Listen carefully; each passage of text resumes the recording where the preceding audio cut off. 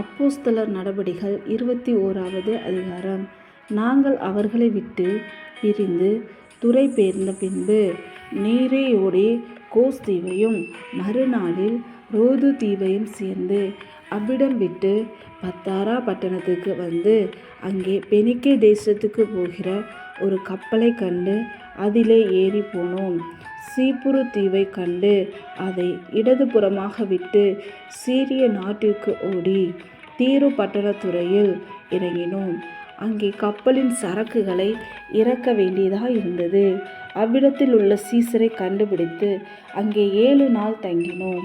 அவர்கள் பவுலை நோக்கி, நீர் எருசலேமுக்கு போக வேண்டாம் என்று ஆவியின் ஏவுதலினாலே சொன்னார்கள். அந்த நாட்கள் நிறைவேறின பின்பு நாங்கள் புறப்பட்டு போகையில் அவர்கள் எல்லோரும் மனைவிகளோடும் பிள்ளைகளோடும் கூட பட்டணத்துக்கு புறம்பே எங்களை வழிவிட்டு அனுப்பும்படி வந்தார்கள். அப்பொழுது கடற்கரையிலே நாங்கள் முழங்காற்படியிட்டு ஜெபம் பண்ணினோம்.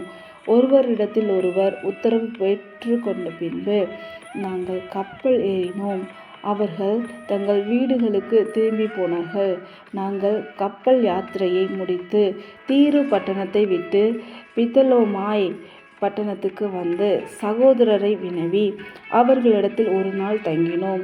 மறுநாளிலே பவுலை சேர்ந்தவர்களாகிய நாங்கள் புறப்பட்டு செசரியா பட்டணத்துக்கு வந்து 7 பேரில் ஒருவனாகிய பிலிப்பு என்னும் சுவிசேஷகனுடைய வீட்டில் பிரவேசித்து அவனிடத்தில் தங்கினோம்.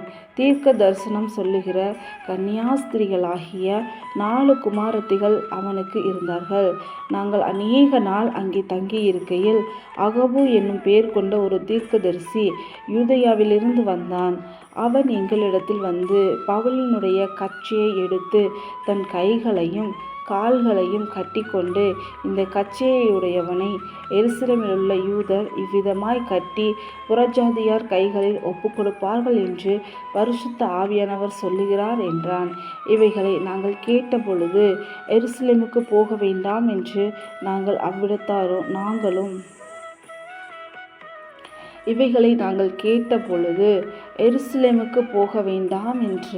நாங்களும் அவ்விடத்தாரும் அவனை வேண்டிக் கொண்டோம்.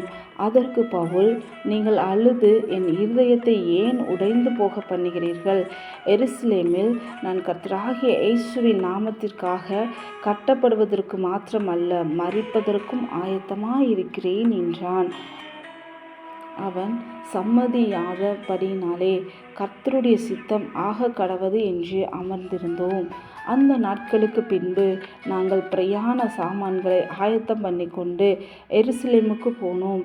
செசரியா பட்டணத்தில் உள்ள சீசரில் சிலர் எங்களுடனே கூட வந்ததுமன்றி, சீப்புரு தீவானாகிய மினாசோன் என்னும் ஒரு பழைய சீசனிடத்தில் நாங்கள் தங்கும்படியாக அவனை தங்களோடே கூட்டிக் கொண்டு வந்தார்கள். நாங்கள் எருசலேமுக்கு வந்தபோது சகோதரர் எங்களை சந்தோஷமாய் ஏற்றுக்கொண்டார்கள். மறுநாளிலே பவுல் எங்களை கூட்டிக் கொண்டு யாக்கோப்பினிடத்திற்கு போனான். மூப்பர் எல்லோரும் அங்கே கூடி வந்தார்கள். அவர்களை அவன் வினவி தன் ஊழியத்தினாலே தேவன் புறஜாதிகளிடத்தில் செய்தவைகளை ஒவ்வொன்றாய் விவரித்து சொன்னான். அதை அவர்கள் கேட்டு கர்த்தரை மகிமைப்படுத்தினார்கள்.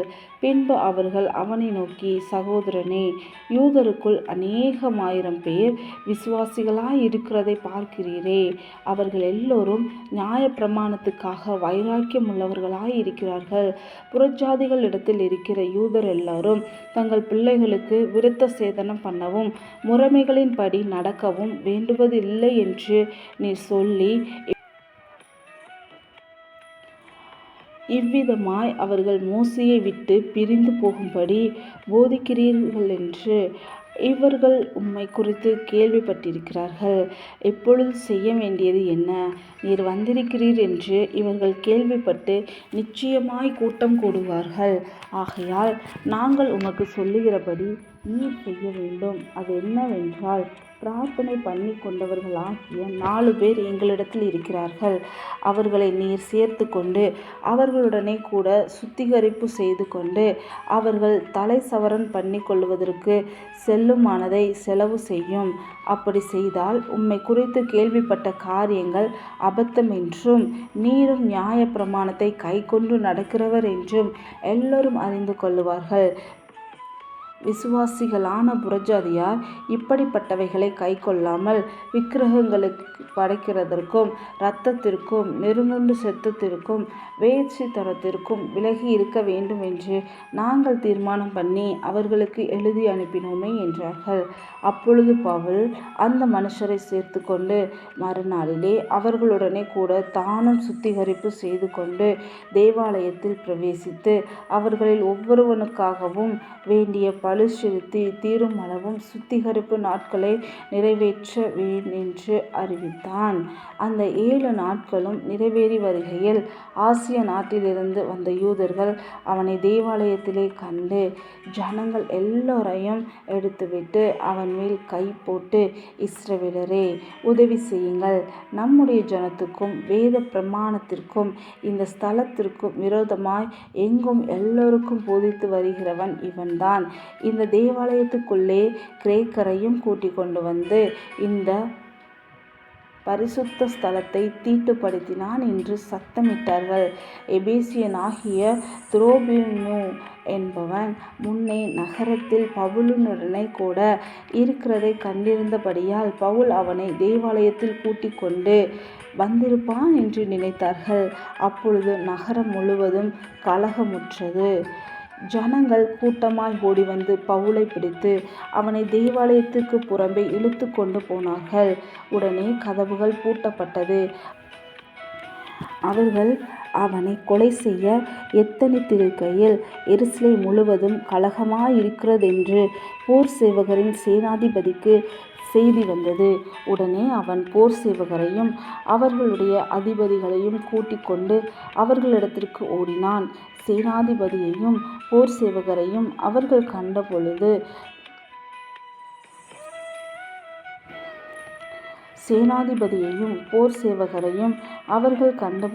பவுலை அடிக்கிறதற்கு